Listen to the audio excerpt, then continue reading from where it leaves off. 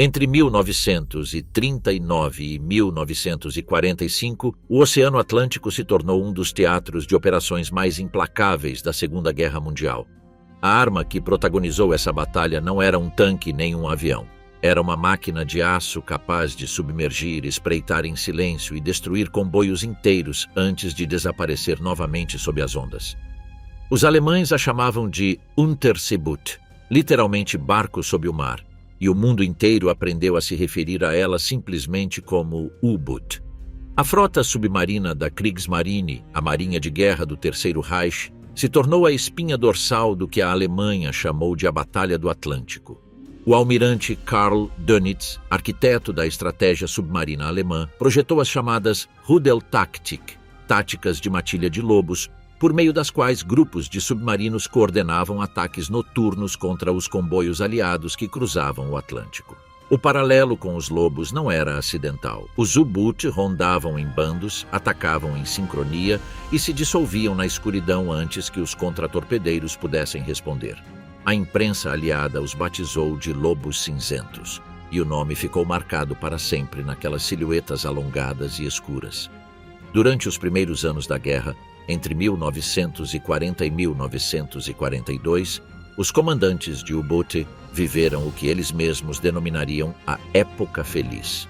Os comboios aliados careciam de proteção antissubmarina suficiente, o sonar era impreciso e as rotas de abastecimento em direção ao Reino Unido eram extraordinariamente vulneráveis.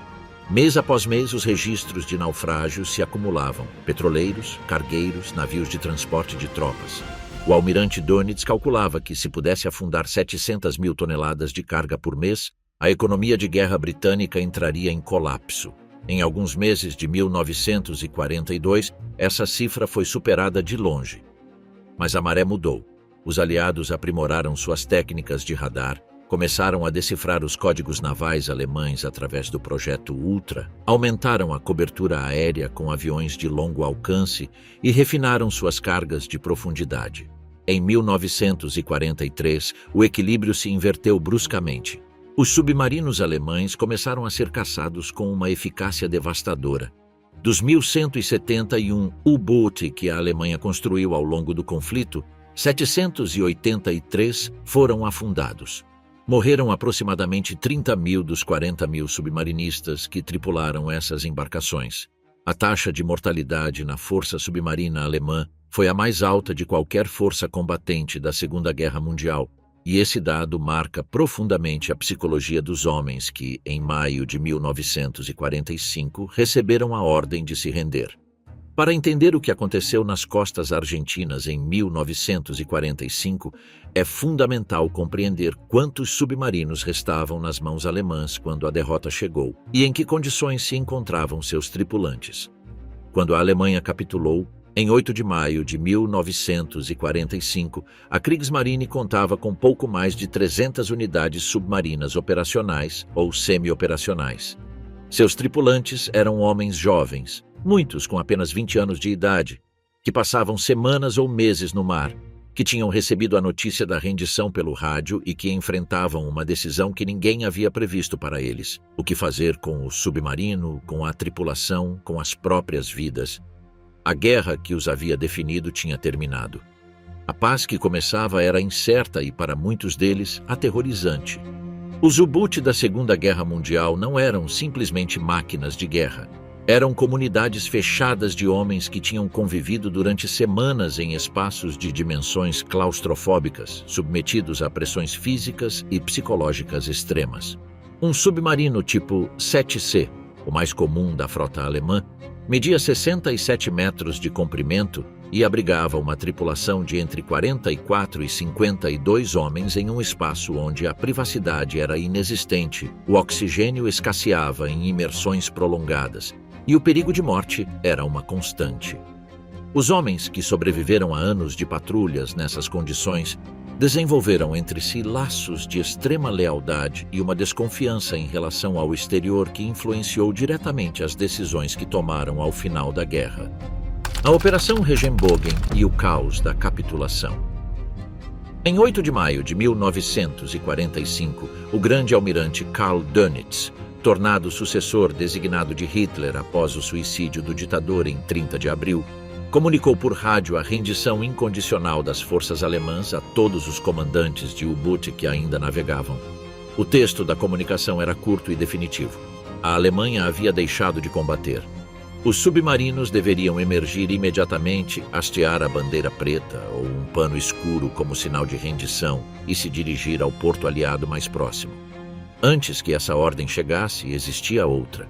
Era conhecida como Operação Regenbogen, em português arco-íris, e era o plano de contingência da Kriegsmarine para o caso de a Alemanha ser derrotada. Sua premissa era simples e carregada de orgulho militar. Nenhum submarino alemão deveria cair intacto em mãos inimigas.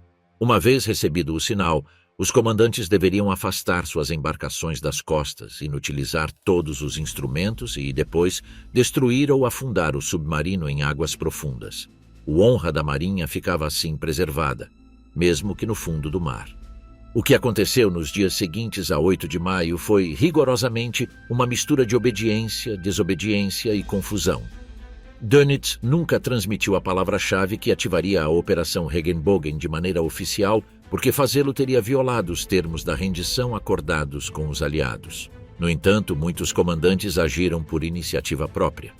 Segundo registros posteriores, pelo menos 215 submarinos foram autofundidos por suas tripulações naqueles dias, um número que transformou a Operação Regenbogen em uma das destruições de material militar mais massivas da história.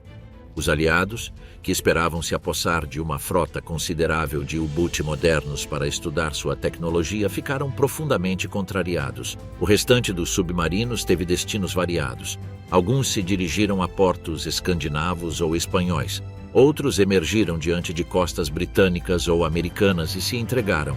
Uns poucos foram levados para portos soviéticos como parte dos acordos de pós-guerra, e entre os que ficaram sem destino claro ou cujos comandantes tomaram decisões autônomas e radicais, figuram os que protagonizariam o episódio mais estranho e duradouro da história submarina do século XX.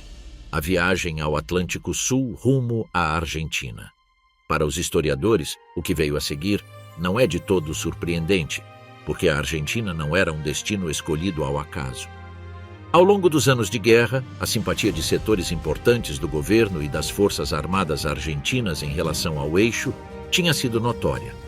O país manteve uma neutralidade ambígua durante a maior parte do conflito, e suas relações com a Alemanha nazista estavam entrelaçadas com décadas de imigração alemã, acordos comerciais, laços militares e intercâmbios de inteligência que os aliados conheciam, mas não podiam interromper unilateralmente.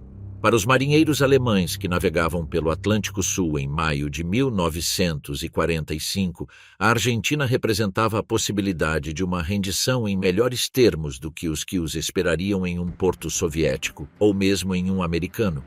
O temor de cair em mãos soviéticas era particularmente poderoso entre os submarinistas alemães que operavam no Atlântico em maio de 1945. A propaganda do regime nazista tinha construído durante anos uma imagem dos soviéticos como uma ameaça à civilização, e os prisioneiros que retornavam dos frontes orientais confirmavam que o tratamento no cativeiro soviético era infinitamente mais duro do que nos campos aliados ocidentais. Muitos comandantes que estariam dispostos a se entregar aos britânicos ou aos americanos rejeitavam categoricamente a possibilidade de acabar em um campo de prisioneiros na Sibéria, onde a expectativa de vida podia ser medida em meses. Às 7h30 da manhã de 10 de julho de 1945, o oficial de guarda da base naval de Mar del Plata avistou no horizonte uma silhueta que não se encaixava com nenhuma embarcação argentina ou aliada. À medida que a figura escura se aproximava, foi se tornando reconhecível. Era um submarino. Quando emergiu por completo à vista dos vigias, ainda ostentava na torre de comando a suástica do Terceiro Reich. Haviam-se passado 63 dias desde a capitulação da Alemanha.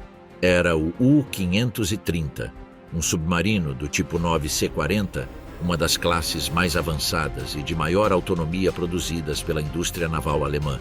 Seu comandante era o tenente de navio Otto Wermuth, de 25 anos.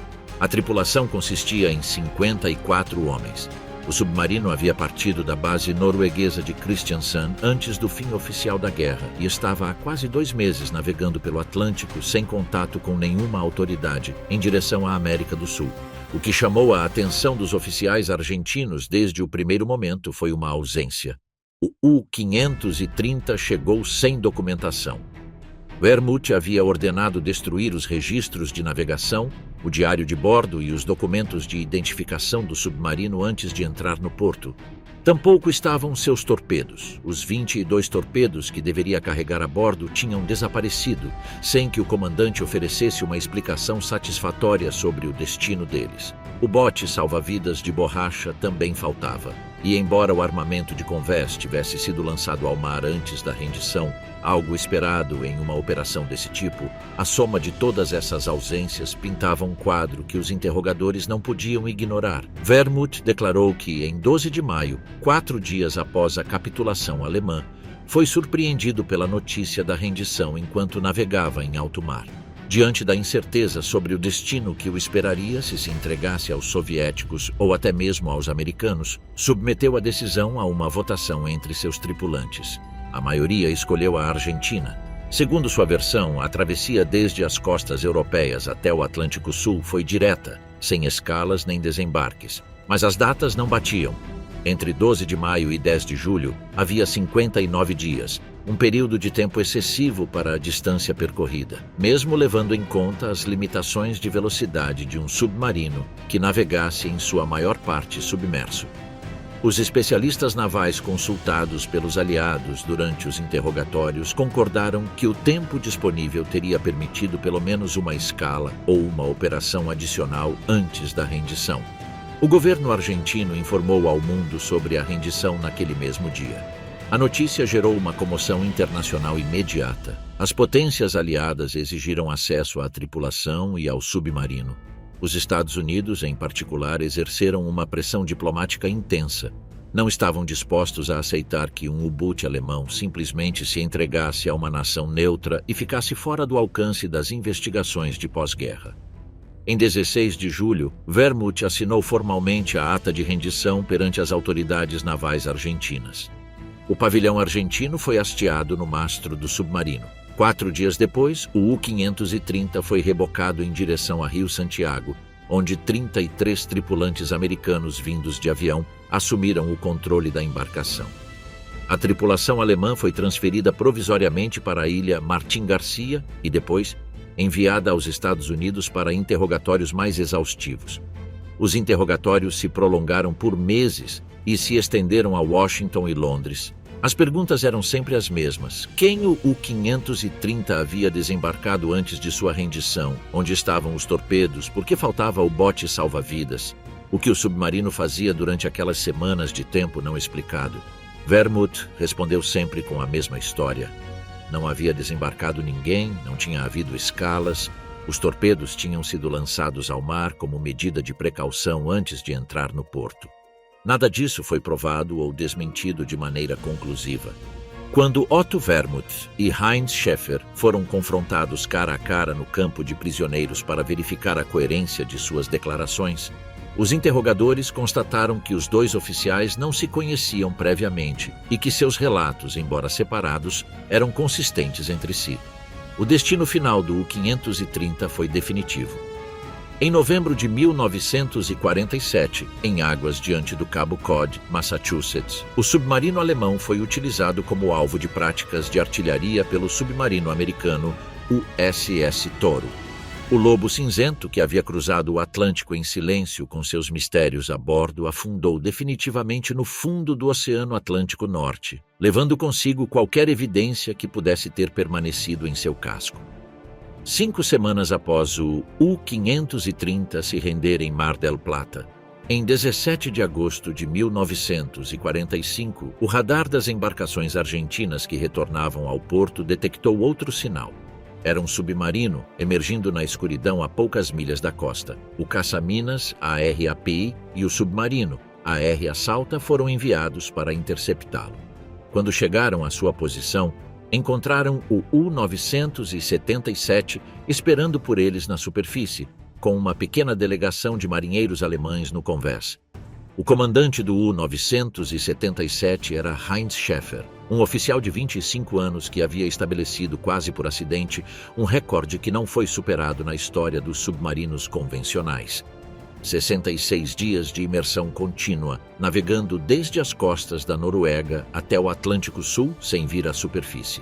A cifra resulta extraordinária até hoje. Um submarino do tipo 7C, como o U-977, dependia de suas baterias para navegar submerso, e essas baterias deviam ser recarregadas periodicamente por meio dos motores a diesel, que exigiam, por sua vez, que o submarino estivesse na superfície, ou pelo menos com o snorkel estendido. Schäfer resolveu esse problema usando o snorkel com tanta cautela e a uma velocidade tão baixa que conseguiu manter a embarcação sob a água durante todo o trajeto, salvo nos momentos estritamente necessários para ventilação e recarga. O custo foi uma velocidade média de apenas 3 a 4 nós e condições de vida a bordo próximas ao limite humano. A história do U-977 começou em 2 de maio de 1945, quando o submarino se encontrava diante da costa inglesa de Southampton, preparando-se para um ataque que nunca chegaria a ser executado. Uma avaria no periscópio tinha impedido qualquer ação ofensiva. Em 8 de maio, chegou a comunicação da rendição alemã. No dia seguinte, a ordem aliada de emergir e se entregar. Schäfer fez exatamente o contrário, afundou o submarino ainda mais. Antes de empreender a fuga em direção ao sul, Schäfer tomou uma decisão que diz muito sobre a complexidade moral daqueles dias. Entre seus 54 tripulantes, 16 homens eram casados e tinham família na Alemanha. Schäfer os desembarcou clandestinamente na costa da Noruega em 10 de maio, arriscando a segurança de toda a embarcação em plena vigilância aliada. Os marinheiros casados foram desembarcados em botes e em segredo, disfarçados para se misturarem com a população local. Os 38 marinheiros restantes submeteram à votação o destino do submarino. 30 votaram pela viagem à América do Sul, 2 escolheram a Espanha e os 6 restantes expressaram o desejo de voltar para suas famílias. A democracia interna de bordo decidiu, rumo ao sul. A viagem foi uma proeza de sobrevivência e disciplina. O U-977 cruzou o Equador e navegou em direção ao oeste, rumo à costa sul-americana. Quando as luzes do Rio de Janeiro brilharam ao longe, a tripulação ouviu pela Rádio Moscou que seus camaradas do U-530 tinham sido entregues pela Argentina aos americanos. A notícia extinguiu qualquer esperança de conservar a liberdade. Avaliou-se seriamente a opção de afundar o submarino diante das costas argentinas e permitir que cada homem decidisse seu próprio destino. Schäfer se opôs e suas razões foram pragmáticas. Se os aliados encontrassem botes vazios ou restos de mantimentos na costa, assumiriam imediatamente que com eles haviam desembarcado hierarcas nazistas de alto escalão, e a busca resultante seria implacável para todos os envolvidos. Diferentemente do U-530, o U-977 chegou com sua documentação completa. O diário de navegação, as cartas de rota, o registro de operações. Todos os torpedos estavam intactos. Essa circunstância foi interpretada pelos interrogadores aliados de 2 maneiras completamente distintas. Para uns, era prova da boa-fé de Schäfer. Para outros, era simplesmente a evidência de que o U-977 não tinha tido nenhuma missão a cumprir antes de chegar à Argentina, o que abria a questão sobre o que estivera fazendo durante aquelas semanas adicionais de tempo não explicado. Os interrogatórios de Schäfer se estenderam ao longo de meses e em múltiplos países. Foi submetido a perguntas em Buenos Aires, Washington e Bruxelas. Os oficiais aliados, em particular os anglo-americanos, tinham uma pergunta obsessiva que repetiam em cada sessão. O próprio Schäfer se lembraria disso em seu livro posterior. Fui conduzido perante um grupo de altos oficiais anglo-americanos que me perguntavam uma e outra vez: "O senhor ocultou Hitler? Onde ele está?" O contexto dessa pergunta obsessiva reflete o estado de confusão dos aliados naqueles meses, quando a narrativa soviética de que Hitler poderia ter escapado circulava ativamente nos meios de comunicação internacionais. Schäfer foi libertado eventualmente, regressou à Argentina Casou-se com uma mulher de ascendência alemã e escreveu suas memórias da viagem sob o título O Segredo do U-977. O livro foi um sucesso de vendas na Alemanha e gerou debates historiográficos que duram até hoje. O autor morreu na Alemanha, para onde retornou já idoso e doente. Os historiadores que o estudaram com lupa concordam em apontar que Schaeffer nunca foi um narrador completamente confiável, que seu relato apresenta inconsistências cronológicas e que algumas de suas afirmações não resistem a um escrutínio documental rigoroso. O destino do U-977 foi idêntico ao do U-530, transferido para Rio Santiago, conduzido depois junto com seu gêmeo até Boston em setembro de 1945 com tripulação americana, estudada sua tecnologia durante vários meses e, finalmente, afundado em janeiro de 1946 no Atlântico Norte diante do Cabo Cod, desta vez como alvo do submarino USS Atule. Ambos os lobos cinzentos repousam no fundo do mar e seus mistérios com eles. O contexto: a Argentina e o nazismo antes do final da guerra. Para compreender por que a Argentina emergiu como destino de submarinos alemães, é necessário entender a natureza da relação entre Buenos Aires e Berlim durante os anos da guerra, uma relação que excedia em muito as simpatias ideológicas superficiais. O vínculo entre a Argentina e a Alemanha nazista tinha raízes anteriores à ascensão de Hitler e se desenvolvia em múltiplas dimensões: econômica, militar, migratória e de inteligência. A Argentina contava com uma das comunidades de ascendência alemã mais importantes da América Latina. Colônias fundadas no final do século XIX em Buenos Aires, nas províncias de Entre Rios, Córdoba, Misiones e na Patagônia, vinham mantendo laços culturais, linguísticos e organizacionais com a Alemanha há décadas. Com a ascensão do nazismo nos anos 30, algumas dessas comunidades desenvolveram estruturas paralelas vinculadas ao partido, embora a historiografia mais recente aponte que a maioria dos alemães na Argentina não era militante nazista e que a adesão ideológica ao regime era minoritária, embora visível. A dimensão de inteligência foi, no entanto, substancial. O jornalista e pesquisador argentino Uki Goni documentou que já desde 1943 existia um acordo secreto entre a SS e o Serviço Secreto da Marinha Argentina.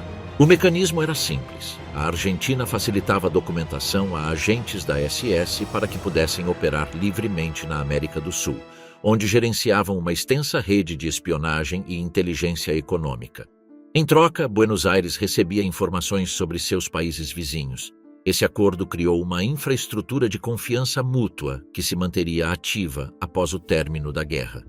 Em seu livro de 2002, Goni detalhou como, depois que a Alemanha perdeu a guerra, os argentinos mantiveram o acordo de cooperação e continuaram facilitando documentação falsa a agentes nazistas, mas agora com a intenção de ajudá-los a escapar.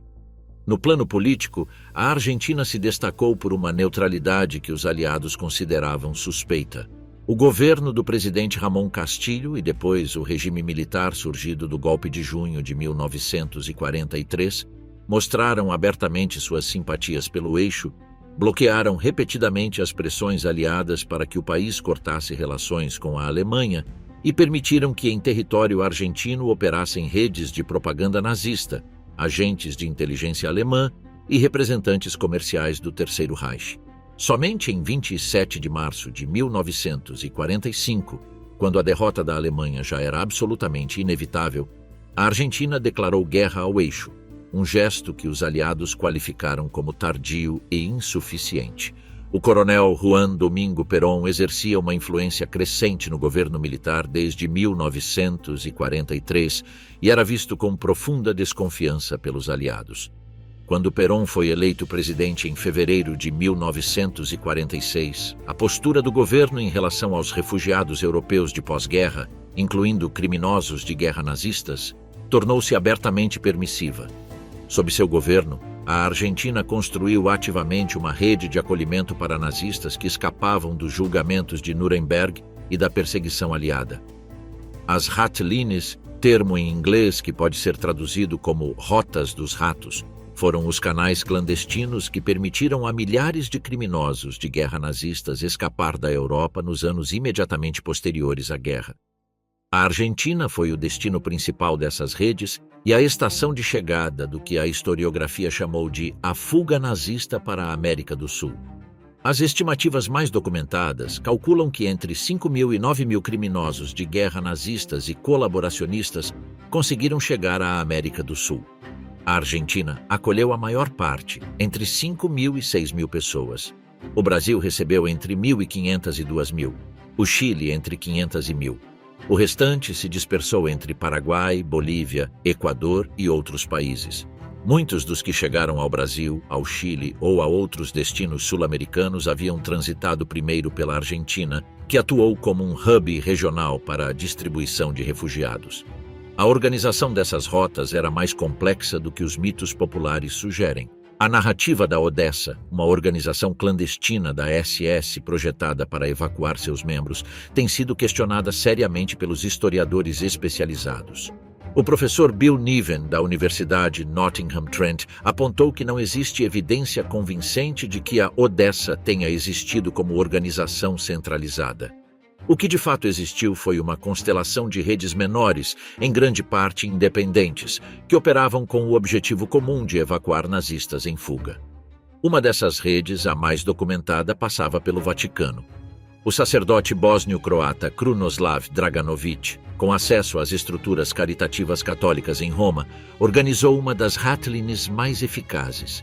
Draganović facilitava a documentação, vistos e passagens de navio para refugiados que, em muitos casos, eram criminosos de guerra croatas e alemães. O mecanismo era sistemático.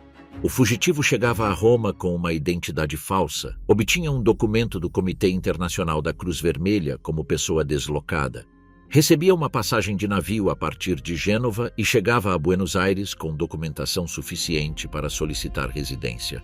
O regime de Perón facilitou esse processo ativamente. Segundo a pesquisa de Goni, o governo argentino aportou pelo menos 1 milhão de francos suíços para financiar a ampliação das hotlines através da Escandinávia e da Suíça, e o cardeal argentino Antônio Cadiano se reuniu em 1946 no Vaticano com seu homólogo francês Eugène Tisserand para lhe comunicar que a Argentina estaria disposta a receber os colaboracionistas franceses do nazismo. A segunda rota principal era a da Espanha. Otto Skorzeny, o oficial da SS que organizou o resgate de Mussolini em 1943, escapou de um campo de internamento aliado em 1948 e se instalou na Espanha, de onde coordenava viagens e conexões para outros nazistas em fuga.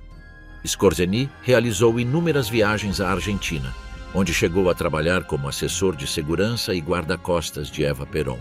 Morreu em Madrid em 1975, sem nunca ter enfrentado um julgamento. A rendição do U-530 e do U-977 foi apenas a parte visível de um fenômeno que, segundo os testemunhos da época e os documentos oficiais desclassificados, tinha ramificações muito mais amplas ao longo da costa atlântica argentina. Nos dias, semanas e meses que cercaram essas rendições, a Marinha Argentina recebeu inúmeros relatos de avistamentos de submarinos não identificados em águas nacionais. Em 22 de maio de 1945, antes mesmo de o U-530 se render, o vice-almirante Héctor Vernengo Dias, chefe do Estado-Maior da Marinha Argentina, emitiu um memorando oficial reservado no qual detalhava relatórios do Ministério das Relações Exteriores sobre a presença de submarinos alemães no Atlântico Sul. O documento apontava que a intenção dessas embarcações era chegar a águas japonesas, e o Estado-Maior propunha que uma esquadra marítima vigilasse as costas e que, em coordenação com a Marinha chilena, se controlasse a passagem pelo Estreito de Magalhães. Esse memorando constitui uma das provas documentais mais diretas de que as autoridades argentinas estavam cientes da presença de múltiplos submarinos alemães em suas águas antes de qualquer um se render oficialmente. Em 16 de julho de 1945, 6 dias após a rendição do U-530, moradores de San Clemente del Tuyú relataram ter visto 2 submarinos diante de suas costas. A notícia foi tomada com gravidade suficiente pelas autoridades para que o juiz da cidade de Dolores abrisse uma investigação formal e a Marinha enviasse 2 aviões de reconhecimento para a zona, junto com várias patrulhas terrestres. Os avisos não se limitaram à Argentina. Relatos semelhantes chegaram do Uruguai e do Brasil, e a imprensa internacional os repercutiu com uma mistura de alarme e sensacionalismo.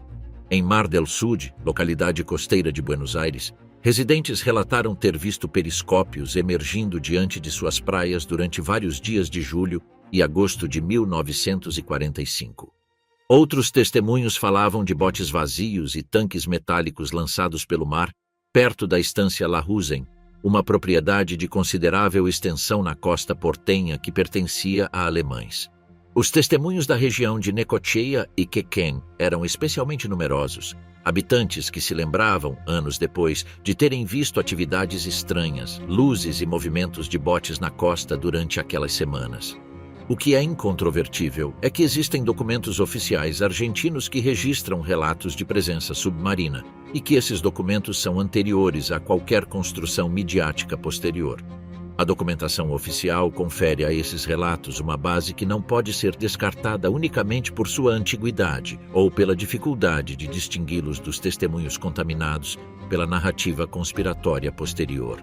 Além dos submarinos, a presença de criminosos de guerra nazistas na Argentina é um fato historicamente estabelecido, documentado por investigações judiciais, arquivos desclassificados e pela operação que finalmente os colocou em evidência diante do mundo: o sequestro de Adolf Eichmann pelo Mossad em 1960. Os historiadores especializados calculam que entre 200 e 300 criminosos de guerra alemães de diversa hierarquia encontraram refúgio na Argentina durante o período peronista, embora o número de colaboracionistas de outros países eleve consideravelmente a cifra total. Adolf Eichmann, arquiteto logístico da solução final e responsável por coordenar a deportação de milhões de judeus para os campos de extermínio, chegou à Argentina em 1950 sob a identidade falsa de Ricardo Clement. Em Buenos Aires, viveu uma existência notavelmente pacata. Trabalhou em uma empresa metalúrgica, criou seus filhos em um bairro de casas modestas em San Fernando e durante anos foi praticamente invisível para as autoridades argentinas e internacionais.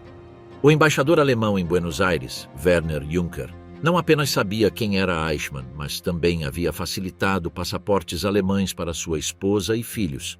A caçada a Eichmann começou seriamente em 1957, quando o promotor alemão Fritz Bauer obteve informações sobre seu paradeiro e as transmitiu ao Mossad israelense. Em 11 de maio de 1960, quando Eichmann desceu do ônibus que o levava para a casa do trabalho, na rua Garibaldi, foi capturado por uma equipe do Mossad. 10 dias depois, foi retirado da Argentina em um avião da El Al, dopado e vestido com o uniforme da companhia aérea. Em 23 de maio, o primeiro-ministro israelense David Ben-Gurion anunciou a captura ao mundo inteiro no parlamento. O julgamento de Eichmann, em Jerusalém, em 1961, o primeiro transmitido pela televisão na história, expôs diante do mundo a mecânica do Holocausto com uma crueza que nenhum texto anterior havia alcançado com tamanha repercussão de massa. O escândalo diplomático foi imenso. A Argentina protestou formalmente perante as Nações Unidas pela violação de sua soberania territorial. Israel e Argentina romperam brevemente relações diplomáticas. Mas o efeito mais duradouro foi outro. A captura de Eichmann não era um caso isolado, mas a ponta de um iceberg. Sua história demonstrou que a rede de proteção nazista na Argentina era real, extensa e, até aquele momento, eficaz. Joseph Mengele, o médico de Auschwitz apelidado de o Anjo da Morte por seus experimentos com os prisioneiros dos campos de concentração, chegou à Argentina também em 1949 usando as Ratlines. Durante anos, viveu em Buenos Aires, movimentou-se nos círculos sociais da comunidade alemã da cidade e chegou a conhecer Perón pessoalmente. Quando a captura de Eichmann tornou evidente o perigo, Mengele entendeu que sua situação era insustentável e fugiu da Argentina, primeiro para o Paraguai e depois para o Brasil, onde morreria em 1979, afogado em uma praia de Bertioga, sem nunca ter enfrentado nenhum tribunal. Erich Priebke, um dos responsáveis pelo massacre das Fossas Ardeatinas em Roma em 1944, onde foram executados 335 civis em retaliação a um atentado de guerrilheiros partidários, Viveu em Bariloche por décadas, onde dirigiu o colégio alemão da cidade. Uma entrevista televisiva em 1994 o identificou publicamente. Foi extraditado, julgado na Itália e condenado à prisão perpétua.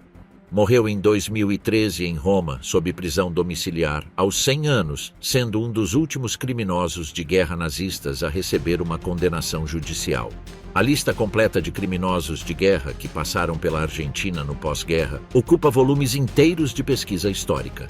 O que o caso Eichmann evidenciou foi que a Argentina não foi um destino acidental, foi uma escolha deliberada, construída sobre uma arquitetura de cumplicidades que envolveu o Estado, a Igreja, a comunidade empresarial e redes de compatriotas organizados. O descobrimento de Quequén, o submarino sem história oficial. Em março de 2022, um grupo de pesquisa independente chamado Eslabão Perdido realizou um mergulho exploratório diante da costa de Quequén, a poucos quilômetros do porto de Necochea, na província de Buenos Aires.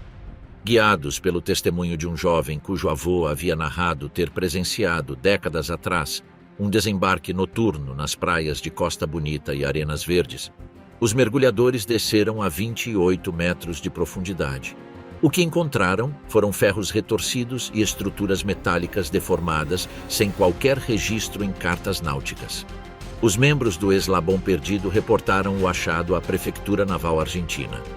No mesmo ano, o Dr. Fábio Giuseppe Bichiotti, especialista em embarcações da Segunda Guerra Mundial que trabalha para o Pentágono na recuperação de navios no Mediterrâneo, avaliou as imagens e concluiu que se tratava de um submersível da Segunda Guerra Mundial.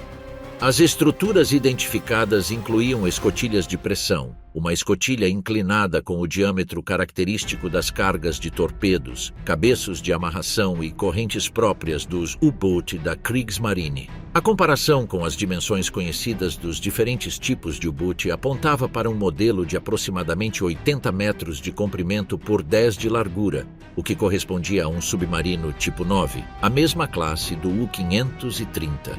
No final de 2022, a equipe do Eslabão Perdido recuperou fragmentos de uma chapa de escotilha com 2 números impressos em preto, que, segundo os especialistas consultados, confirmavam inequivocamente que se tratava de um submarino da Kriegsmarine. O que torna o achado um caso de particular relevância histórica é o que não existe. Não há registro oficial da rendição deste submarino em nenhum arquivo naval argentino, americano, britânico ou alemão. Não há nome de comandante, não há tripulação registrada. É um mistério sem qualquer relato. As perícias mais recentes revelaram que o casco apresenta sinais de ter sido destruído deliberadamente. O pesquisador Abel Basti afirmou que as análises indicam que o submarino foi destruído com explosivos, possivelmente para apagar evidências de sua chegada à Argentina. Basti também denunciou que, após a investigação da Prefeitura Naval em 2022, foi depositada sucata adicional sobre o naufrágio.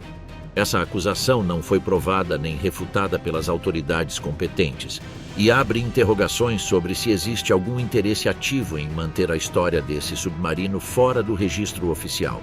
Em setembro de 2025, o Senado da nação argentina declarou por unanimidade o achado do submarino de Quequén como a descoberta naval mais importante da história argentina, reconhecendo que a localização do submersível responde a antigas denúncias sobre a presença de embarcações alemãs em águas nacionais no pós-guerra.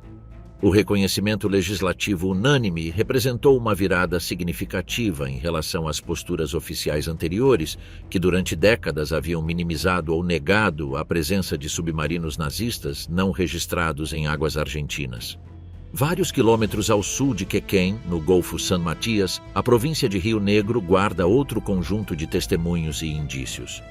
Na caleta de Los Loros, a 41 graus 3 minutos de latitude sul e 64 graus 3 minutos de longitude oeste, existe a crença enraizada entre moradores locais e um número crescente de pesquisadores de que pelo menos 2 submarinos nazistas foram afundados nessas águas em 1945.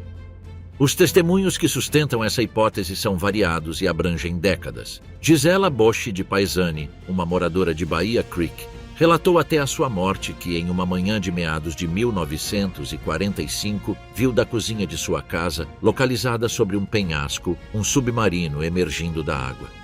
Outro testemunho é o de Vidal Pereira, que, pescando na região, descobriu durante uma maré excepcionalmente baixa os restos do que parecia ser a ponte, as escotilhas e o parapeito de uma embarcação afundada. Mário Chironi, um piloto que em 1957 sobrevoou a área, observou algo afundado que emergia parcialmente sobre a água. Tony Brochado, mergulhador profissional e autor do livro Vida de Buzo, conserva 2 garrafas antigas dos anos 40, uma alemã e uma mexicana, encontradas na região da Caleta. No verão de 1997, durante o governo de Carlos Menem, realizou-se a Operação Calypso para investigar os relatos sobre possíveis submarinos naquela área. Os resultados nunca foram divulgados completamente. Em 2010, a ministra da Defesa Nilda Garré ordenou a desclassificação de parte dos documentos relacionados. O que se conheceu foi parcial e inconclusivo. A operação não descartou explicitamente a presença dos restos no local e tampouco os identificou ou os descreveu com detalhes suficientes para encerrar definitivamente a questão. Em 2025, a equipe do Eslabão Perdido anunciou o achado de rastros adicionais nas costas de Camarones, em Chubut. Os materiais recuperados incluíam elementos metálicos e madeiras trabalhadas segundo padrões de fabricação europeia dos anos 1940, e estruturas que os pesquisadores compararam com as dimensões dos botes salva-vidas armazenados nos U-Boot alemães. Basti postula que pelo menos 10 submarinos chegaram às costas argentinas e que todos foram se espalhando de Mar del Plata em direção ao sul, em uma dispersão geográfica que teria permitido múltiplos desembarques clandestinos ao longo de centenas de quilômetros de costa despovoada. Entre todas as teorias que cercam os submarinos nazistas na Argentina, nenhuma teve maior circulação midiática do que a que postula que Adolf Hitler sobreviveu à queda do Terceiro Reich e fugiu para a América do Sul. A evidência da morte de Hitler em Berlim, em 30 de abril de 1945, é extensa, convergente e de múltiplas fontes. O ditador cometeu suicídio no bunker da chancelaria do Reich junto a Eva Braun, que ingeriu uma cápsula de cianeto. Seus corpos foram banhados com gasolina e queimados no jardim do bunker. Em 2018, uma equipe de cientistas franceses do Institut Médico Legal de Paris examinou os dentes dos arquivos russos e confirmou inequivocamente que correspondiam aos de Adolf Hitler, segundo registros dentários de 1944. A narrativa da fuga de Hitler para a Argentina foi, em suas origens, uma construção deliberada de Joseph Stalin, que durante meses após o fim da guerra semeou intencionalmente a dúvida sobre a morte do ditador como instrumento de desestabilização política no Ocidente. Essa tática soviética funcionou extraordinariamente bem, a ponto de, décadas depois, ainda existirem correntes conspiratórias que a sustentam, muitas vezes sem saber que estão reproduzindo uma operação de desinformação stalinista do pós-guerra. A confusão entre o mito de Hitler e a realidade histórica dos submarinos e dos criminosos de guerra teve um efeito paradoxal. Dificultou o estudo sério do fenômeno. Quando se misturam evidências concretas, como a rendição do U-530 e o U-977, os documentos sobre avistamentos em águas argentinas ou a presença comprovável de criminosos nazistas no país, com afirmações sem sustento documental, como a chegada de Hitler em um submarino, o conjunto se torna facilmente descartável como conspiracionismo, e esse descarte impede examinar com rigor os elementos que de fato possuem base factual. O mito, paradoxalmente, foi o melhor escudo dos fatos reais. A história das investigações oficiais sobre os nazis na Argentina é a história de uma transparência gradual e frequentemente incompleta. Durante décadas, a versão oficial argentina reconheceu unicamente o que era impossível negar: a rendição do U-530 e do U-977 em Mar del Plata. Todo o resto, incluindo a rede de acolhimento de criminosos de guerra, os acordos de inteligência do pré-guerra e os eventuais desembarques clandestinos, foi sistematicamente negado, minimizado ou ignorado. A primeira tentativa séria de investigação oficial surgiu na década de 1990, sob o governo do presidente Carlos Menem. A Comissão de Esclarecimento das Atividades Nazistas na Argentina foi criada em 1997 e produziu relatórios que representaram um passo em direção à transparência, embora os historiadores especializados os tenham considerado incompletos e seletivos. A comissão concluiu que não havia evidência de submarinos alemães nas costas argentinas além dos 2 que se renderam oficialmente. Uma conclusão que o achado de Quequén em 2022 colocou diretamente em xeque.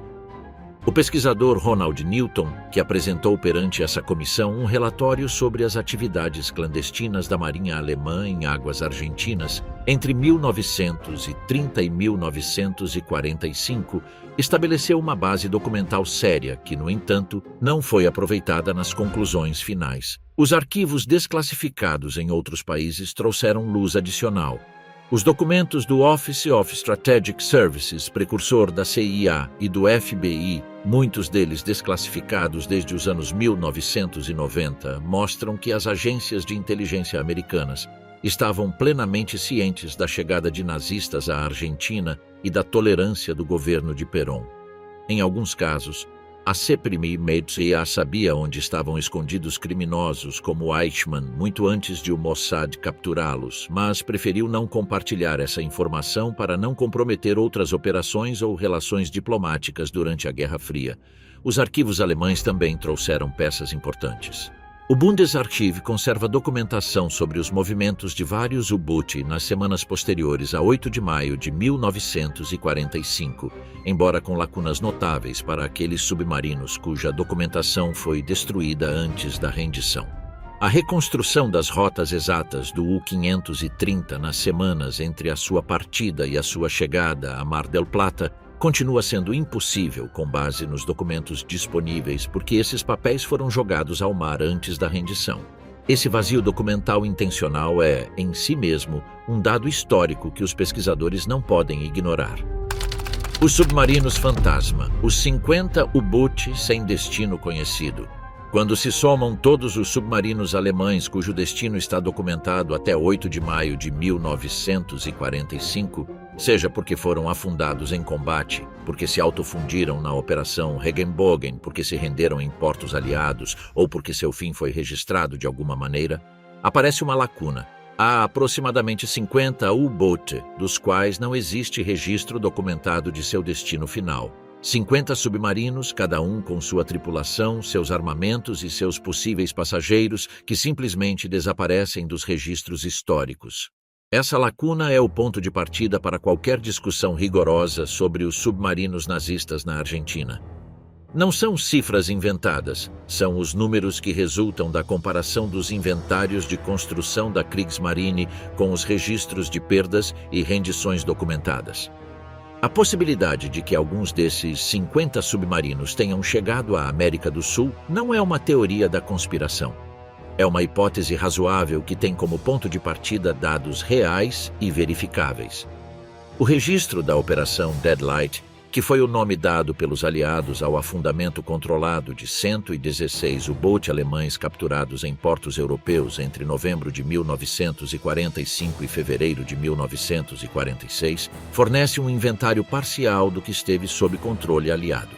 Qualquer submarino que apareça nesse inventário pode ser descartado como candidato para uma viagem à Argentina. Os que não aparecem na Deadlight, nem em nenhum outro registro de rendição ou destruição, são os que permanecem na zona de sombra histórica. A reconstrução dessa lista de ausências é um dos trabalhos mais importantes que a historiografia naval tem pendente. Outra das perguntas que os historiadores céticos formulam com mais frequência sobre os submarinos nazistas na Argentina é se era tecnicamente possível que um U-Boot cruzasse o Atlântico desde a Europa até a costa portenha sem que os aliados o detectassem em 1945. A resposta é ambivalente, difícil, custoso em combustível e arriscado, mas não impossível. A demonstração empírica é o próprio U-977 que conseguiu. Os submarinos alemães tipo 9 tinham uma autonomia operacional de aproximadamente 13 mil milhas náuticas na superfície. A distância das costas europeias até Mar del Plata é de aproximadamente 6.500 milhas náuticas. Uma travessia direta levava entre 30 e 50 dias. O U-977, com um tipo 7C de menor autonomia, completou a viagem em 66 dias graças a uma navegação submersa quase constante. Em maio de 1945, a vigilância aliada no Atlântico Norte era intensa, mas a do Atlântico Sul era consideravelmente menor. Os comboios transatlânticos usavam principalmente as rotas do norte, e a presença de forças antissubmarinas nas águas ao sul do Equador era limitada. Para os possíveis submarinos clandestinos, a operação exigia coordenação prévia com quem esperava em terra, conhecimento de pontos costeiros específicos e um plano de evacuação que permitisse aos passageiros se integrarem à sociedade argentina com documentação e contatos. Toda essa infraestrutura existia, construída ao longo de anos pelas redes de espionagem e pelas comunidades alemãs na Argentina.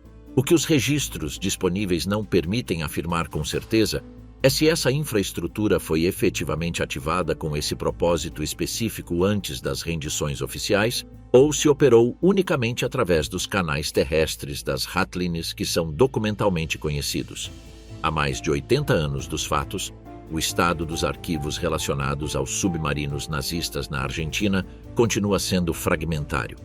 A Argentina, Estados Unidos, Alemanha, Reino Unido, Israel, a Santa Sé e vários países sul-americanos conservam materiais que não foram totalmente desclassificados ou postos à disposição dos pesquisadores. Alguns desses materiais estão sob restrições de acesso por razões de segurança nacional que, no contexto atual, se mostram dificilmente justificáveis.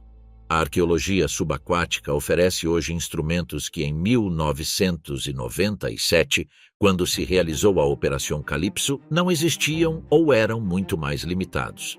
Os veículos operados remotamente de última geração, os sonares de varredura lateral de alta resolução, a magnetometria submarina e as técnicas de datação de materiais ferrosos permitem hoje identificar com muito maior precisão a natureza e a procedência dos restos encontrados no fundo do mar. Uma investigação oficial bem financiada e sem agenda política poderia, no espaço de 1 ou 2 temporadas de campanha, fornecer respostas definitivas sobre a natureza e a quantidade de restos submarinos nas costas argentinas.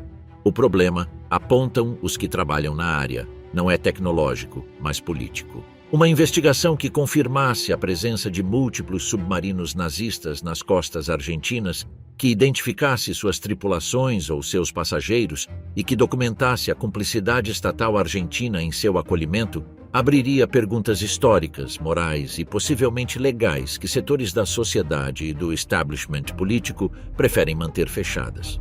A Su-234, o submarino que levava urânio para o Japão. Entre os episódios mais extraordinários do período da capitulação alemã figura o do U-234, um caso que ilustra a escala das operações submarinas da Kriegsmarine nos últimos meses da guerra e as dimensões do segredo que cercava algumas dessas missões. O U-234 não terminou na Argentina, mas a sua história lança luz sobre o tipo de operações que a frota submarina alemã era capaz de realizar mesmo em plena agonia do Terceiro Reich. Em 15 de abril de 1945, o U-234, um submarino de transporte da classe XB, zarpou do porto norueguês de Kristiansand com um carregamento extraordinário. Em seu porão levava 560 quilos de óxido de urânio, vários aviões desmontados do modelo Messerschmitt M262, planos de fabricação de alta tecnologia militar e um grupo de passageiros que incluía o general da Luftwaffe Ulrich Kessler, vários especialistas em tecnologia de vanguarda alemã e 2 oficiais da Marinha Imperial Japonesa. O destino era o Japão, que necessitava desesperadamente da tecnologia alemã para continuar sua guerra no Pacífico. O U-234 nunca chegou ao seu destino. Quando recebeu a notícia da capitulação alemã em meados de maio de 1945, o comandante consultou seus passageiros e decidiu se render aos americanos. Os 2 oficiais japoneses, considerando que a rendição desonrosa era inaceitável, tomaram uma overdose de soníferos e morreram no trajeto. O submarino se entregou diante da costa da Nova Escócia em 14 de maio de 1945. Seu carregamento, que incluía o urânio e a documentação tecnológica, foi classificado de imediato e permaneceu secreto durante décadas. Alguns pesquisadores apontam que o urânio do U-234 poderia ter sido incorporado às bombas atômicas que os Estados Unidos lançaram sobre Hiroshima e Nagasaki em agosto de 1945, embora essa hipótese não tenha sido definitivamente confirmada. O caso do U-234 se mostra relevante para a história dos submarinos na Argentina por duas razões. A primeira é que demonstra que a Kriegsmarine era perfeitamente capaz de organizar missões transoceânicas de longo alcance, mesmo nos últimos dias da guerra, com passageiros civis e militares de alta hierarquia, cargas estratégicas e objetivos específicos de desembarque em portos não europeus. A segunda é que revela a escala do segredo que cercava algumas dessas operações. O carregamento do U-234 permaneceu classificado durante décadas porque seu conteúdo tinha implicações que as autoridades americanas preferiram não divulgar publicamente. Se esse nível de segredo era possível para uma rendição oficial e documentada, quanto mais fácil seria manter o segredo sobre operações que nunca deixaram qualquer registro oficial. A comparação entre o U-234 e os U-Boat que chegaram à Argentina levanta também uma questão relevante sobre a natureza das missões. O U-234 era um submarino de transporte especialmente projetado para levar cargas e passageiros em missões de longa distância. Os U-Boat tipo 9, como o U-530, tinham também uma capacidade de transporte significativamente maior do que os modelos padrão de combate. A pergunta sobre se algum dos U-Boat que chegaram à Argentina trazia a bordo mais do que tripulantes e pertences pessoais não é caprichosa. É uma indagação que se deriva diretamente das capacidades técnicas das embarcações e das operações análogas documentadas em outros teatros. A estado atual da investigação, certezas e mistérios pendentes. Até o momento, o balanço do que a historiografia pode afirmar com fundamento documental sobre os submarinos nazistas na Argentina é o seguinte: 2 U-Boat, o U-530 e o U-977, renderam-se no porto de Mar del Plata em julho e agosto de 1945, respectivamente, sob circunstâncias que geraram interrogações que nenhuma investigação posterior resolveu completamente. A documentação oficial argentina registra múltiplos avistamentos de submarinos não identificados em águas nacionais entre maio e agosto de 1945. Incluindo um memorando do Estado-Maior da Armada de 22 de maio que confirma que as autoridades estavam cientes da presença de submarinos alemães no Atlântico Sul antes que qualquer um deles se rendesse oficialmente. O achado de Quequén, confirmado em 2022 como um submarino da Kriegsmarine e declarado em 2025 pelo Senado argentino como o descobrimento naval mais importante da história do país, estabelece que há pelo menos um submarino nazista não registrado nas costas argentinas, afundado de maneira deliberada e sem história oficial conhecida. Os testemunhos sobre possíveis restos na caleta de Los Loros permanecem sem confirmação científica definitiva. Entre 5.000 e 6.000 criminosos de guerra nazistas e seus colaboradores chegaram à Argentina usando as Ratlines com o apoio ativo ou a tolerância deliberada do governo peronista e com a participação de estruturas eclesiásticas, comerciais e comunitárias. O que permanece genuinamente sem solução é extenso. Não se sabe quantos submarinos, além do U-530, do U-977 e do de Quequén, chegaram às costas argentinas, o que ou quem viajou neles antes de sua rendição ou destruição, nem a identidade do submarino de Quequén. O que fica claro é que a narrativa oficial que durante décadas reduziu a história submarina nazista na Argentina a 2 rendições solitárias e explicáveis é insuficiente. A infraestrutura que permitiu tanto o acolhimento dos marinheiros do U-530 e do U-977, quanto a chegada posterior de milhares de criminosos de guerra nazistas não foi construída em semanas. Tinha décadas de história, nomes próprios e estruturas institucionais que a historiografia vem desvendando com lentidão, mas com crescente precisão. Entre seus componentes mais importantes figuravam as câmaras de comércio germano-argentinas, as associações de veteranos da Primeira Guerra Mundial estabelecidas na Argentina os clubes e escolas das comunidades alemãs do interior do país e uma rede de empresas com capitais e diretores de origem alemã que atuavam como empregadoras, provedoras de documentação e articuladoras de contatos para os recém-chegados. Carlos Fuldner é um dos nomes que emergem com maior frequência nas investigações sobre a fuga nazista para a Argentina.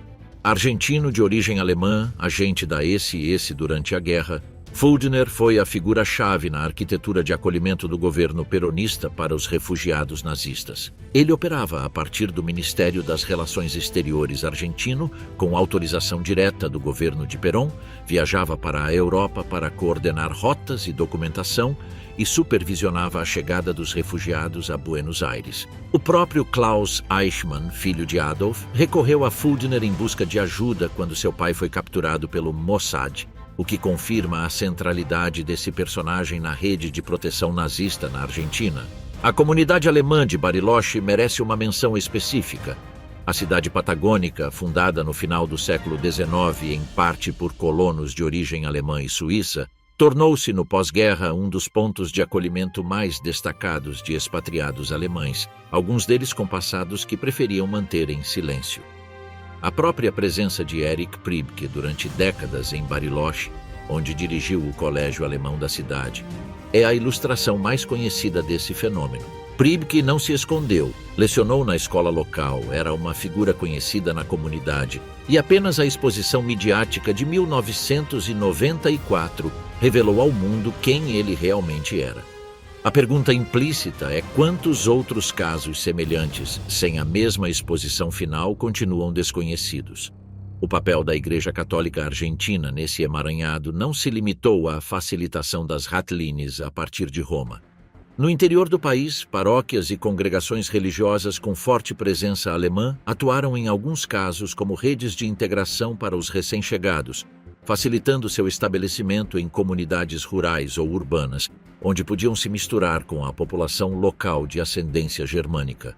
A investigação de Uccigoni documentou especificamente a reunião do cardeal Cadiano no Vaticano, mas a teia de cumplicidades locais se estendia muito além desse episódio concreto. A diplomacia paralela que conectou a Argentina ao nazismo durante e depois da guerra teve também uma dimensão econômica que os historiadores têm sublinhado com crescente clareza. O ouro do Terceiro Reich, parte do qual foi transferido para instituições bancárias suíças e argentinas nos últimos meses da guerra, financiou em parte tanto as operações de fuga quanto o estabelecimento dos refugiados em seus novos destinos. Alguns pesquisadores, entre eles o próprio Goni, apontam que o 1 milhão de francos suíços que o governo argentino aportou às ratlines de Draganovich não saiu do erário público ordinário, mas de fundos gerenciados pelo aparato de inteligência peronista, o que torna ainda mais difusa a linha entre a política de Estado e a corrupção institucional. O interesse pelos submarinos nazistas na Argentina não diminuiu com o passar das décadas. Pelo contrário, a combinação de novas desclassificações de arquivos, o desenvolvimento da arqueologia subaquática e a facilidade de difusão oferecida pelas plataformas digitais mantiveram o tema em circulação e atraíram novas gerações de pesquisadores, tanto acadêmicos quanto independentes. Os resultados dessa atividade são heterogêneos. Junto a trabalhos rigorosos de historiografia documental, o espaço digital multiplicou também as teorias sem fundamento que misturam evidências reais com especulações sem base factual. O trabalho da equipe Eslabão Perdido, liderada por Abel Basti, representa a vertente mais concreta e verificável dessa investigação contemporânea. Basti, jornalista e pesquisador radicado em Bariloche com décadas de trabalho sobre o tema, não é um conspiracionista no sentido clássico do termo. Suas afirmações mais importantes, incluindo a presença do submarino de Quequén, foram verificadas por especialistas independentes e reconhecidas pelo Senado argentino. Suas afirmações mais controversas, como a hipótese dos 10 submarinos ao longo da costa patagônica, continuam sendo hipóteses à espera de confirmação física. A distinção entre ambas as categorias é fundamental para avaliar corretamente seu trabalho. O espaço acadêmico internacional produziu nos últimos anos uma série de trabalhos que abordam o tema com maior rigor do que a literatura popular anterior. Os historiadores navais que examinaram os registros da Kriegsmarine em detalhes puderam estabelecer com maior precisão o inventário dos U-Boot ao final da guerra e as lacunas que persistem. Os historiadores do pós-guerra argentino produziram reconstruções cada vez mais detalhadas dos mecanismos das ratlines e do papel do Estado peronista no acolhimento de criminosos de guerra. E os arqueólogos subaquáticos começaram a aplicar metodologias rigorosas às investigações em fundos marinhos que até há pouco eram deixadas nas mãos de mergulhadores amadores. Uma das dívidas pendentes da investigação é a sistematização dos arquivos provinciais argentinos. Os registros municipais de cidades costeiras como Necochea, Bahia Blanca, Viedma ou Comodoro Rivadavia dos anos 1945 a 1955 poderiam conter informações sobre pessoas que chegaram de maneira incomum, sobre atividades registradas em portos de menor porte ou sobre incidentes costeiros que nunca alcançaram a atenção dos arquivos nacionais. A história local, que na Argentina tem uma tradição de pesquisa própria, embora frequentemente desconectada dos grandes relatos nacionais, poderia trazer peças significativas a esse quebra-cabeça se fosse confrontada sistematicamente com os dados disponíveis em nível nacional e internacional. O contexto global também mudou de maneiras que facilitam a pesquisa. Os arquivos da KGB e de seus sucessores russos, que contêm materiais significativos sobre as operações de inteligência soviética relacionadas aos nazistas na Argentina, foram parcialmente abertos em anos recentes, embora de maneira seletiva. Os arquivos do Ministério das Relações Exteriores alemão do pós-guerra, que registram as tentativas do governo de Konrad Adenauer de gerenciar diplomaticamente a presença de criminosos de guerra alemães na Argentina, oferecem perspectivas que até há pouco não estavam disponíveis. E os arquivos do Mossad, cujos registros sobre as operações de busca de nazistas na América do Sul têm um nível de detalhe que nenhum outro serviço de inteligência pode igualar, continuam em sua maioria classificados, embora seções significativas tenham sido desclassificadas em anos recentes. O que a investigação do século XXI estabeleceu com clareza crescente é que a história dos submarinos nazistas na Argentina não é um episódio isolado nem um capítulo fechado. É parte de uma história mais longa e mais sombria sobre as formas pelas quais estados soberanos, instituições religiosas, redes empresariais e indivíduos com poder ou recursos facilitaram a impunidade de alguns dos crimes mais graves do século XX. Identificar exatamente quantos submarinos chegaram, o que levavam e quem os esperava seria, se alcançado, uma contribuição significativa para essa história. As ferramentas para tentar existem. A vontade institucional de usá-las é a variável que continua incerta. Uma das razões pelas quais os arquivos sobre os submarinos nazistas na Argentina permaneceram fechados durante tanto tempo não tem a ver exclusivamente com a vergonha histórica argentina, nem com o orgulho das marinhas aliadas. Tem a ver com a Guerra Fria. Nos anos que se seguiram à derrota do nazismo, a prioridade estratégica dos Estados Unidos não era julgar todos os criminosos de guerra alemães, mas recrutar aqueles que tinham conhecimentos técnicos ou de inteligência que pudessem ser úteis no confronto com a União Soviética. A Operação Paperclip, que trasladou para solo americano mais de 1.000 cientistas alemães compassados no aparato nazista, é o exemplo mais conhecido dessa política, mas não foi o único. Os serviços de inteligência de vários países ocidentais recrutaram ativamente ex-oficiais da esse e do Serviço de Inteligência Militar Alemão, a Abwehr, que passaram a ser ativos da CPMIA, do MI6 ou do BND alemão recém-criado. Expor publicamente que alguns desses indivíduos haviam chegado à Argentina em um submarino teria complicado a narrativa da reconstrução europeia e da nova aliança ocidental. O caso mais ilustrativo dessa tensão é o de Reinhard Gehlen, chefe do Serviço de Inteligência Estrangeira do Exército Alemão no fronte oriental durante a guerra, que entregou seus arquivos e sua rede de agentes aos americanos em troca de imunidade e de uma posição de liderança na nova organização de inteligência alemã ocidental que levaria seu nome. Gehlen não chegou em um submarino, mas o seu acordo ilustra o princípio que regeu a política dos aliados ocidentais em relação aos criminosos de guerra nazistas com valor estratégico. A utilidade presente pesava mais do que a culpabilidade passada. Sob esse mesmo princípio, a investigação sobre os submarinos na Argentina foi deixada de lado enquanto não representasse um problema político ativo. A relação entre o peronismo e os serviços de inteligência americanos durante a Guerra Fria adiciona outra camada de complexidade. Perón, que havia protegido criminosos de guerra nazistas, também se tornou gradualmente um interlocutor dos Estados Unidos em sua política latino-americana de contenção do comunismo. Os arquivos do Departamento de Estado americano dos anos 1950 mostram uma política deliberada de não pressionar o governo argentino sobre o tema dos nazistas em troca de cooperação em outros frontes. O silêncio tinha, nesse contexto, um preço político que ambas as partes estavam dispostas a pagar. Essa dinâmica explica também por que o Mossad operou na Argentina de maneira completamente autônoma, sem coordenação com as agências ocidentais, quando se propôs a capturar Adolf Eichmann. Os israelenses sabiam que, se pedissem colaboração ao governo americano ou britânico, suas operações poderiam ser comprometidas pela rede de proteções que cobria vários de seus alvos. A captura de Eichmann em 1960 foi possível precisamente porque Israel atuou à margem do sistema de alianças ocidentais. As agências de inteligência dos Estados Unidos souberam quem era Eichmann e onde ele vivia anos antes de o Mossad capturá-lo, e escolheram não agir. Os interrogatórios de Mar del Plata, o que Wermuth e Schäfer disseram e calaram. Os interrogatórios de Otto Wermuth e Heinz Schäfer, os dois comandantes que se renderam em Mar del Plata, foram conduzidos primeiro pelas autoridades navais argentinas e depois, com maior intensidade e duração, pelas equipes de inteligência naval dos Estados Unidos.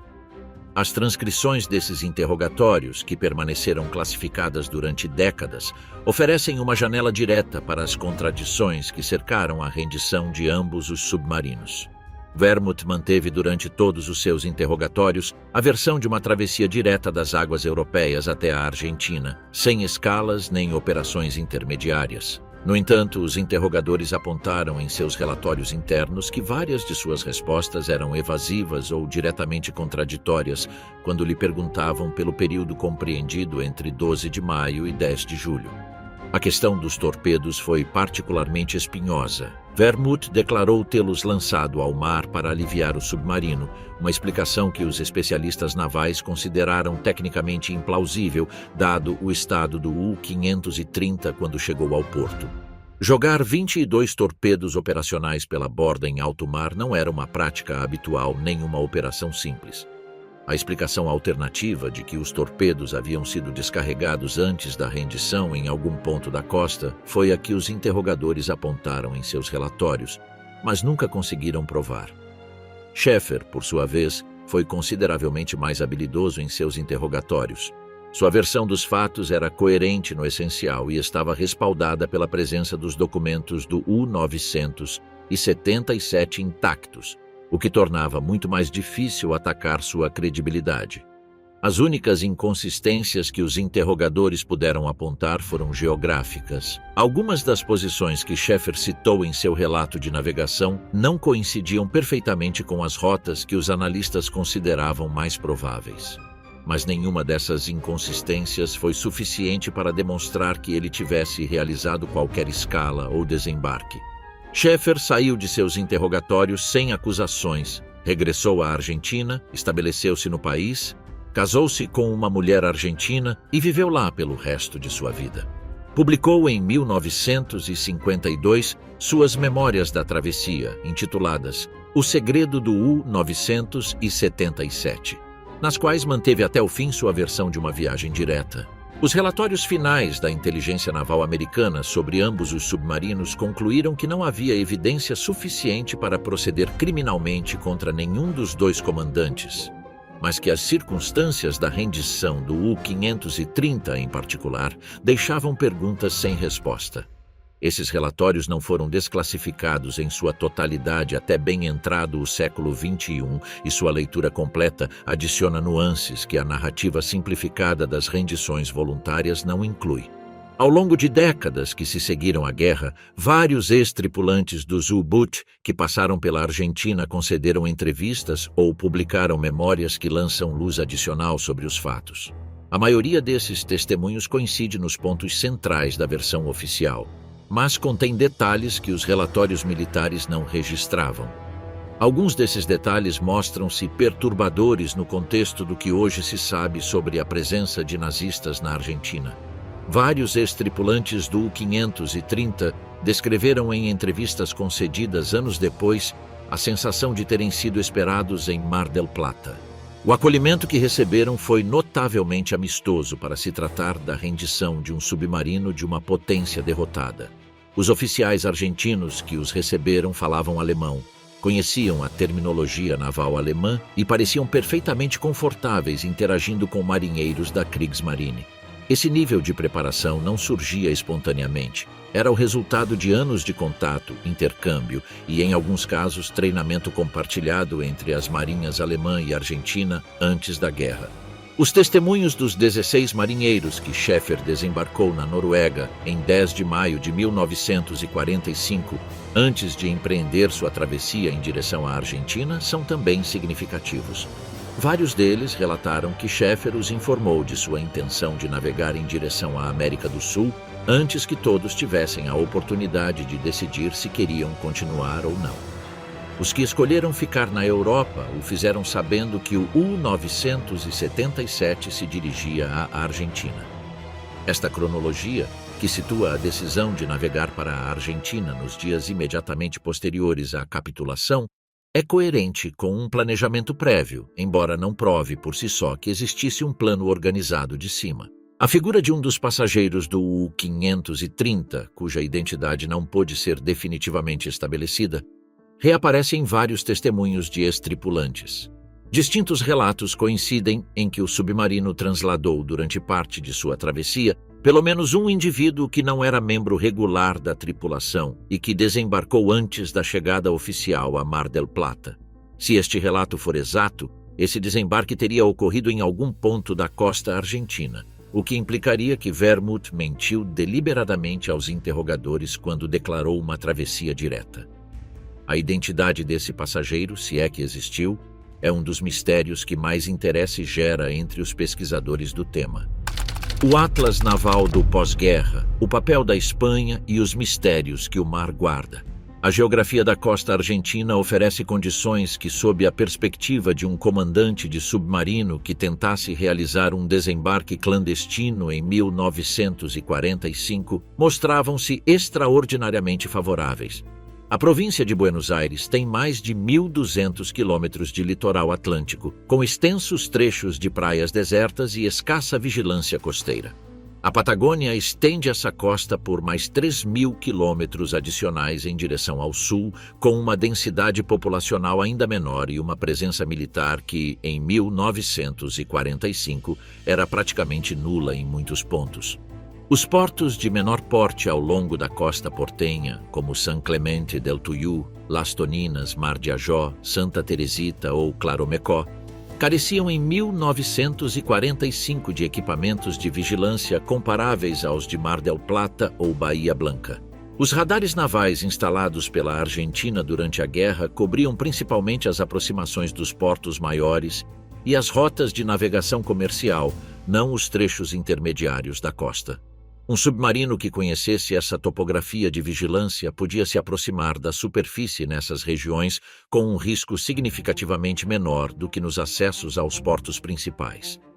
A Armada Argentina publicou em 2023, em resposta à controvérsia gerada pelo achado de Quequén, um documento que listava os pontos da costa nacional onde constavam, nos arquivos históricos, relatórios de avistamentos de submarinos não identificados entre 1943 e 1947.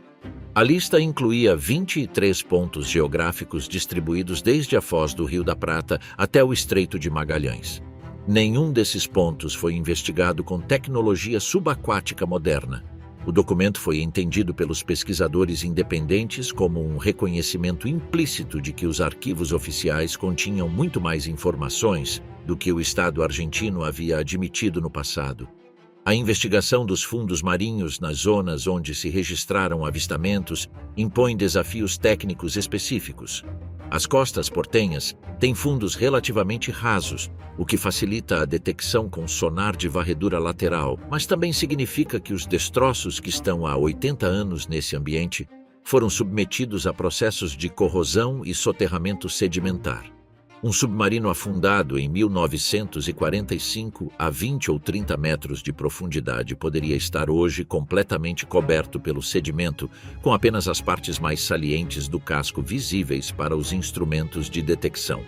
A experiência de Kéken, onde o submarino foi identificado precisamente porque sobressaía do fundo, sugere que há outros que poderiam estar planos demais em relação ao leito marinho para serem detectados sem uma busca ativa.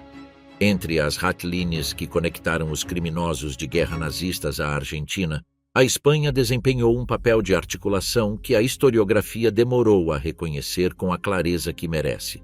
O regime de Francisco Franco, que compartilhava com o nazismo uma ideologia de extrema-direita e uma dívida de gratidão pela ajuda militar recebida durante a Guerra Civil Espanhola, tornou-se nos anos de 1944 e 1945 o principal nó europeu das redes de fuga.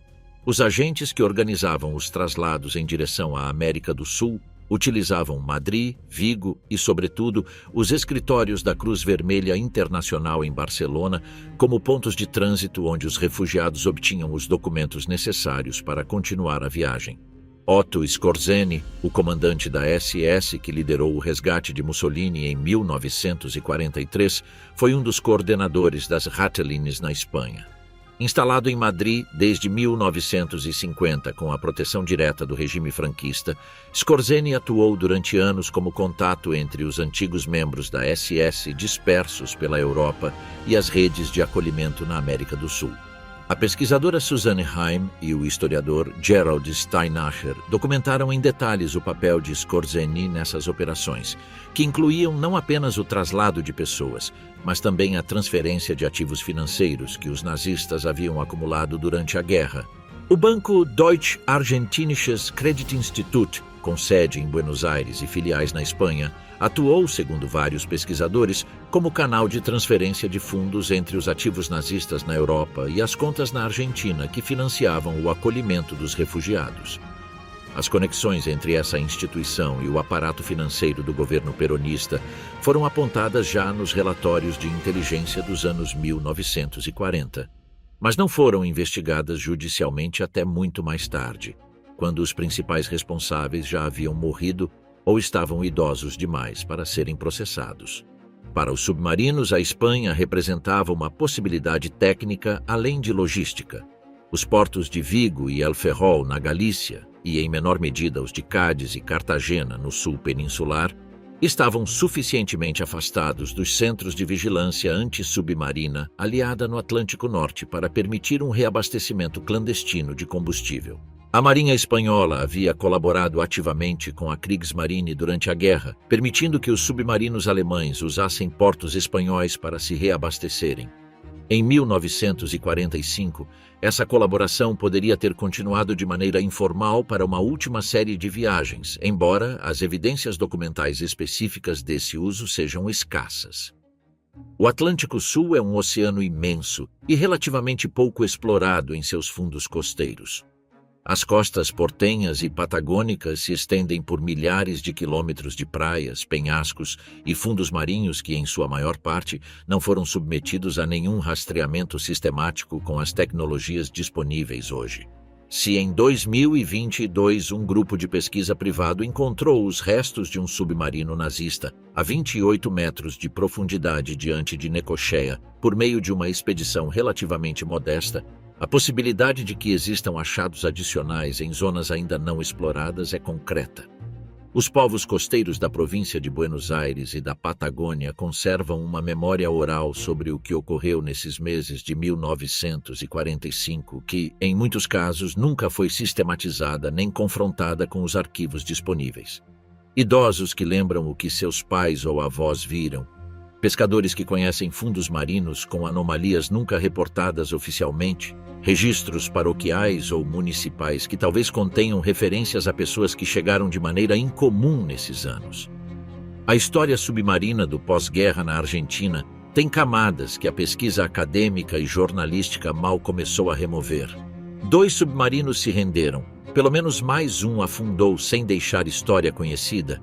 50 embarcações desapareceram dos registros, milhares de criminosos encontraram refúgio e viveram e morreram longe de qualquer tribunal. Os fundos do Atlântico Sul têm suas próprias respostas. Obtê-las é uma questão de vontade, de recursos e de que alguém decida que essas respostas merecem ser buscadas.